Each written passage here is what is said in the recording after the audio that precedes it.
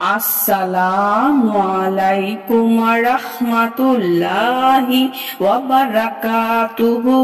সুপ্রিয় সম্মানিত দর্শক ও শ্রোতা, আশা করি মহান রব্বুল আলামিনের দয়ায় আপনারা সকলেই ভালো আছেন। সুপ্রিয় সম্মানিত দর্শক ও শ্রোতা, আজকে হযরত মুহাম্মদ সাল্লাল্লাহু আলাইহি ওয়াসাল্লামের জীবনী থেকে একটি ঘটনা বর্ণনা করব। ঘটনার শিরোনাম হচ্ছে মদিনা শরীফে জ্বর হয়। সুপ্রিয় সম্মানিত দর্শক ও শ্রোতা, আপনাদের নিকট অনুরোধ থাকবে ঘটনাটি শেষ পর্যন্ত শোনার। আল্লাহ পাকের প্রিয় বন্ধু প্রেরিত পুরুষ মুহাম্মদ সাল্লাল্লাহু আলাইহি ওয়াসাল্লাম যখন মক্কা থেকে মদিনা আগমন করেন, তখন মদিনার জলবায়ু অত্যন্ত অস্বাস্থ্যকর ছিল।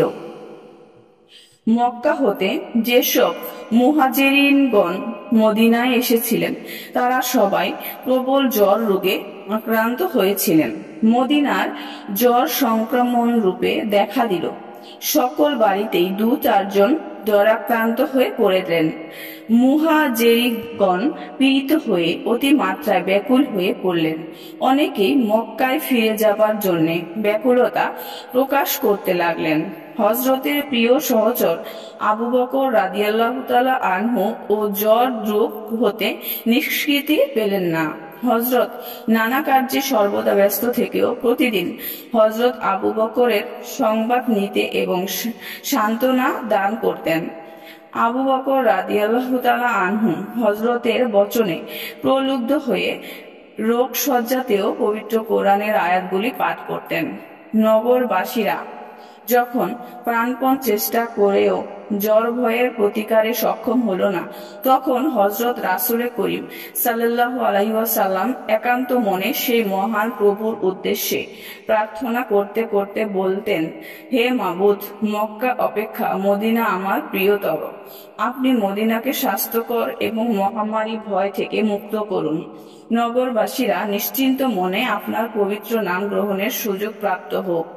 হযরতের প্রার্থনায় মদিনাবাসীরা রোগমুক্ত হলো। আবার নগরের চারদিকে আনন্দ কোলাহল উত্থিত হলো।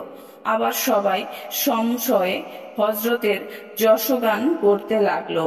সুপ্রিয় সম্মানিত দর্শক ও শ্রোতা, আজকের ঘটনাটি এই পর্যন্তই। ঘটনাটি যদি ভালো লেগে থাকে অবশ্যই চ্যানেলটি সাবস্ক্রাইব করবেন, লাইক করবেন, কমেন্ট করবেন এবং বেশি বেশি শেয়ার করে দিবেন। সবাই ভালো থাকবেন। আল্লাহ হাফেজ।